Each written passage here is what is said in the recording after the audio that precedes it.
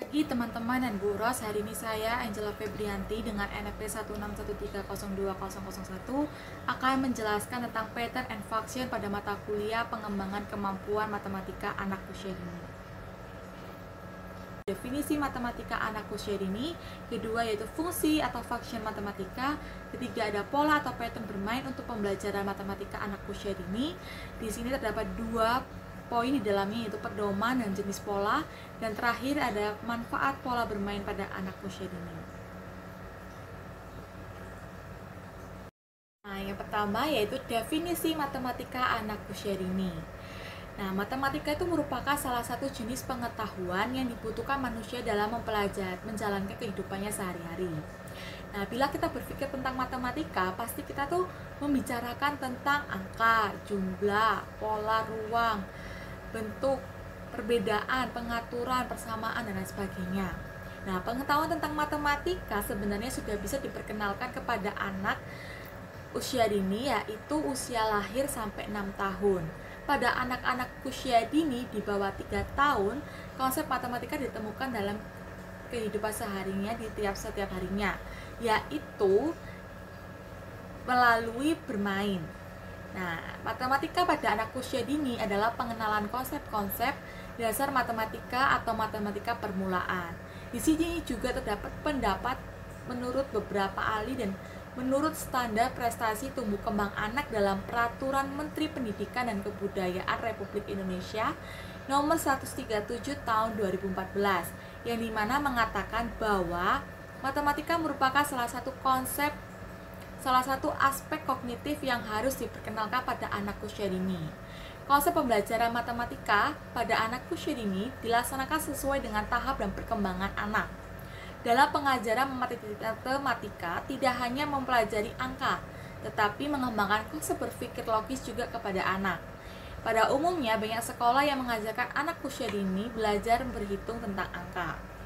Lalu terakhir ada menurut Johnson dan Michael Bush tahun 1967 ayat 244, yang dimana mengatakan bahwa matematika merupakan bahasa simbolis yang fungsi praktisnya untuk mengekspresikan hubungan-hubungan kuantitatif dan kekurangan. Sedangkan fungsi teoritisnya adalah untuk memudahkan berpikir pada anak. Nah, selanjutnya ada fungsi atau function matematika. Fungsi matematika itu sebagai media atau sarana siswa dalam mencapai kompetensi. Dengan mempelajari materi matematika tersebut, anak-anak diharapkan untuk dapat menguasai seperangkat kompetensi yang telah ditetapkan. Maka dari itu, penguasaan materi matematika bukanlah suatu tujuan akhir dari pembelajaran matematika. Akan tetapi, penguasaan materi matematika hanyalah sebuah jalan mencapai penguasaan kompetensi. Nah, selain dari fungsi tersebut, ternyata terdapat 3 fungsi lainnya matematika, yaitu matematika sebagai alat, pola pikir, dan ilmu pengetahuan. Ketiga fungsi tersebut dapat dijadikan dalam acuan dalam pembelajaran matematika di sekolah. Berikut penjelasan dari ketiga fungsi tersebut. Yang pertama, matematika sebagai alat, yaitu yang dimaksudkan anak-anak diberi pengalaman menggunakan matematika sebagai alat untuk memahami atau menyampaikan suatu informasi, misalnya melalui persamaan-persamaan atau tabel-tabel dan model-model matematika yang dimana merupakan penyederhanaan dari soal-soal cerita atau soal-soal uraian matematika lainnya. Bila seseorang anak dapat melakukan perhitungan tetapi tidak tahu alasannya, maka tentunya akan ada yang salah dalam pembelajarannya atau dalam penyampaian guru dalam menjelaskan materi matematika tersebut, dan juga ada sesuatu yang belum dipahami betul oleh anak tersebut. Nah, kedua ada matematika sebagai pola pikir. Nah, yang dimaksudkan yaitu belajar matematika juga dapat berfungsi sebagai pembentukan pola pikir pada anak dalam pemahaman suatu pengertian maupun dalam penalaran suatu hubungan di antara pengertian-pengertian itu. Dalam pembelajaran matematika, anak-anak dibiasakan untuk memperoleh pemahaman melalui pengalaman tentang sifat-sifat yang dimiliki dan yang tidak dimiliki dari sekumpulan objek atau abstraksi. Nah, dengan pengamatan yang dilakukan terhadap contoh-contoh yang diharapkan, anak-anak dapat mampu menangkap pengertian suatu konsep. Nah, selanjutnya dengan abstraksi ini, anak-anak dilatih untuk membuat perkiraan, terkaan, atau kecenderungan berdasarkan pada pengalaman atau pengetahuan yang dikembangkan melalui contoh-contoh khusus atau generalisasi. Nah, di dalam proses penalarannya dikembangkan pola pikir induktif. Pola pikir induktif itu merupakan suatu pola pikir atau suatu proses berpikir yang bertolak dari sejumlah fenomena individual untuk menurunkan suatu kesimpulan, maupun pola pikir deduktif, yaitu maksudnya merupakan proses pengambilan kesimpulan yang didasarkan pada premis-premis yang keberadaannya telah ditentukan. Namun tentunya semua itu harus sesuai dengan perkembangan kemampuan anak, sehingga pada akhirnya anak sangat akan membantu kelancaran suatu proses pembelajaran matematika di sekolahnya. Lalu ketiga, ada matematika sebagai ilmu pengetahuan. Di sini dimaksudkan yaitu pembelajaran matematika di sekolah harus diwarnai oleh fungsi yang ketiga ini. Sebagai pendidik harus mampu menunjukkan bahwa matematika selalu mencari kebenaran dan bersedia meralat kebenaran yang diterima. Bila ditemukan kesempatan untuk mencoba untuk mengembangkan penemuan-penemuan sepanjang mengikuti pola pikir yang sah. Nah, selanjutnya ada pola atau pattern bermain untuk pembelajaran matematika anak usia dini. Kita dapat mengetahui bahwa pola tersebut mewakili suatu keteraturan yang berhubungan dan bahwa anak-anak memerlukan pemahaman dasar tentang keteraturan dalam mengajar matematika. Pola benda tersebut terdiri dari warna, bentuk, dan ukuran.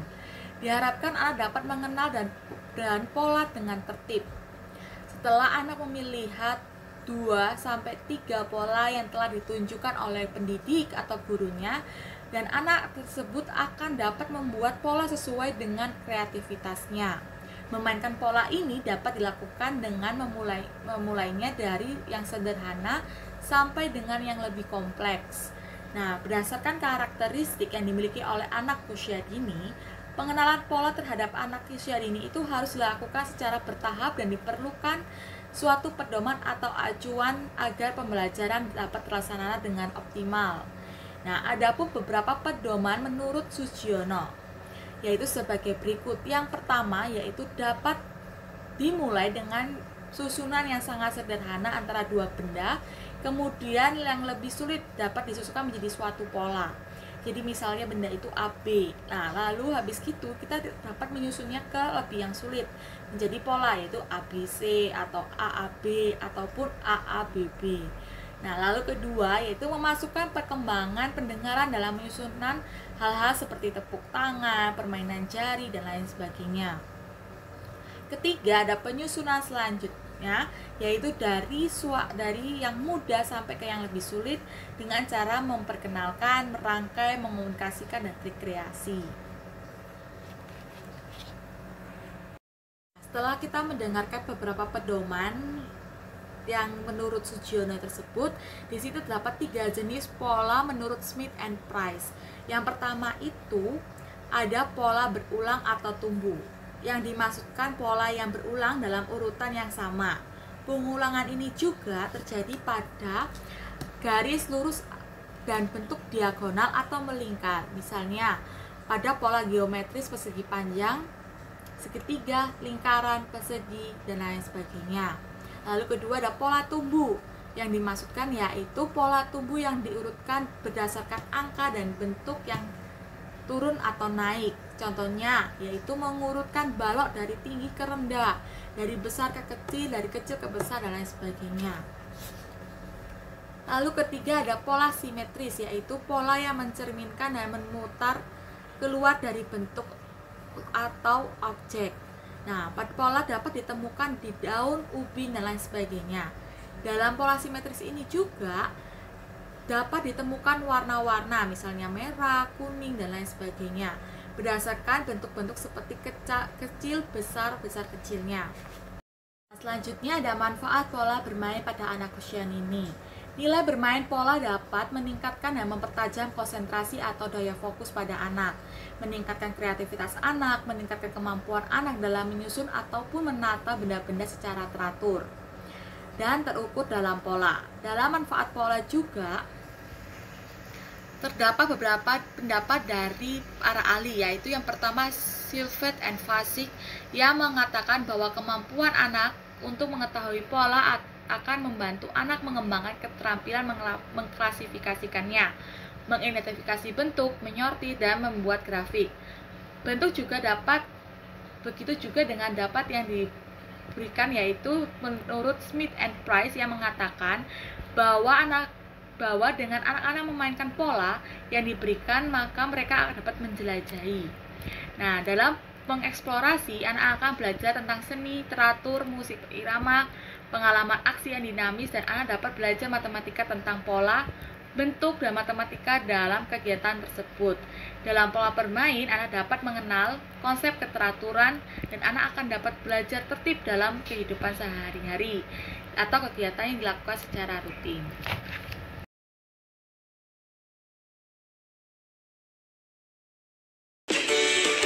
Hari ini Ryu mau belajar mengisi pola bentuk payung seperti ini ya Ryu.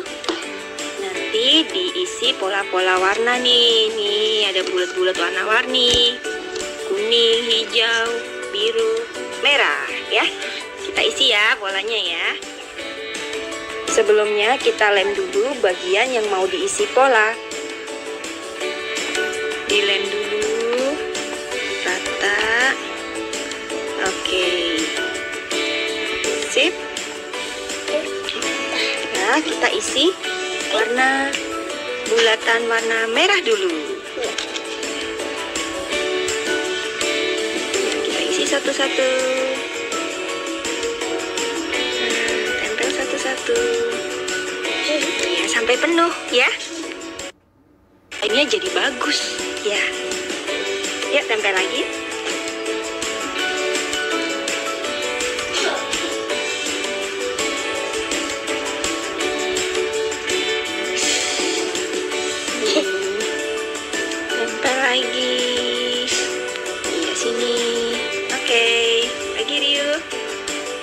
Mengisi pola seperti ini dapat melatih ketelitian dan juga kesabaran anak-anak.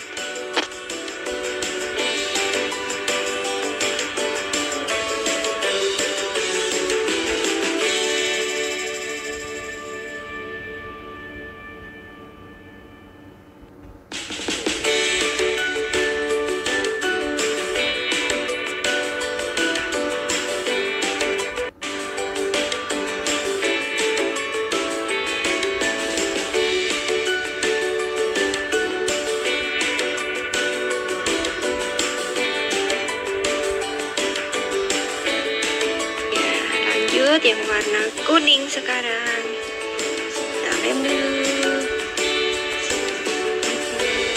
Nah, cukup. Nah, mulai kita isi warna kuning.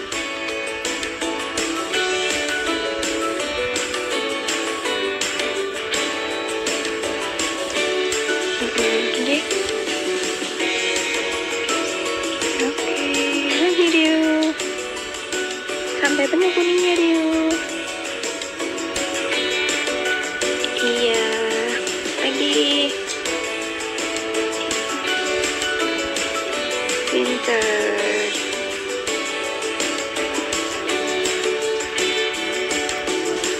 Ya, dikit lagi Ryu. Yang kuning. Wah, hebat. Lagi yang hijau.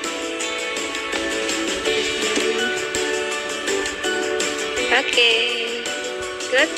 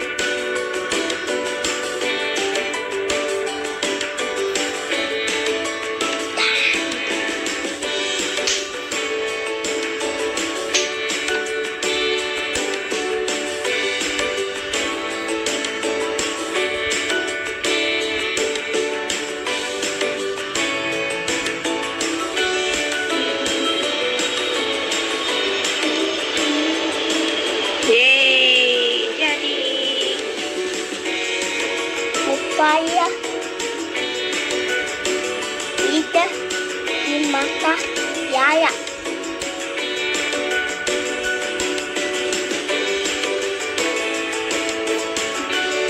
Teman-teman, ayo udah jadi yuk.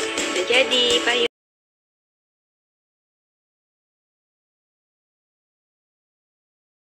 Kertas karton dan kertas origami. Anak diajarkan untuk mengenal bentuk dan warna.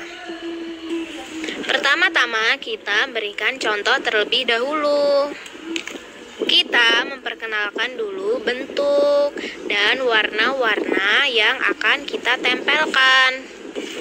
Contohnya, bentuk persegi. Kita tempel warna hijau. Yang kedua warna oranye. Setelah itu, anak kita berikan bentuk-bentuk yang bercampuran. Lalu anak disuruh mengambil dan menempelkan kembali secara berulang-ulang dan berurutan sesuai dengan bentuknya dan warnanya. Nah, seperti ini. Contohnya seperti ini. Kita tempel kembali. Warna hijau. Warna oranye. Warna orange.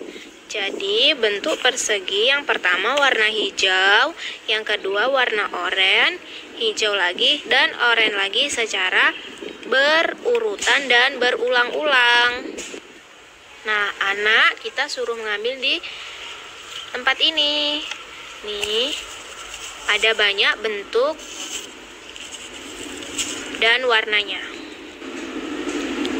Lalu seperti ini jadinya. Sesuai dengan bentuk dan warnanya yang secara berurutan dan berulang-ulang.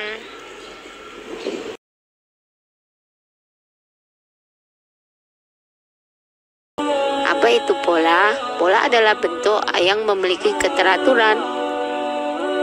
Coba perhatikan anak-anak. Ada gambar piring, garpu, piring, garpu, piring, garpu. Ini adalah pola berulang AB. Jeruk, nanas, apel, jeruk, nanas, apel, jeruk, nanas, apel. Ini adalah pola berulang ABC. Selanjutnya, kaleng hijau, gelas teh, kemudian susu, kaleng biru, kaleng hijau, gelas teh, susu, kemudian kaleng biru. Ini adalah pola berulang ABCD. Saatnya latihan yuk. Perhatikan baik-baik anak-anak. Warna biru, merah, kuning, hijau, biru, merah, kuning, hijau, biru, merah, kuning. Selanjutnya apa ya? Ya, jawabannya adalah warna hijau. Soal berikutnya, ada oranye, pink, hijau, biru, oranye, pink, hijau, biru, oranye. Selanjutnya apa ya? Ya, jawabannya adalah pink. Selanjutnya 5, 6, 7, 8. 5, 6, 7, 8. 5, 6. Selanjutnya apa ya? Ya, betul. Jawabannya adalah 7. Selanjutnya apel, jeruk, stroberi, pisang. Apel, jeruk, stroberi, pisang. Apel, jeruk. Terus apa lanjutnya? Jawabannya adalah stroberi. Pertanyaan berikut. Lingkaran segitiga, segi 4 bintang. Lingkaran segitiga, Segi 4 bintang lingkaran selanjutnya apa? Ya betul, segitiga. Sekian dari saya, terima kasih.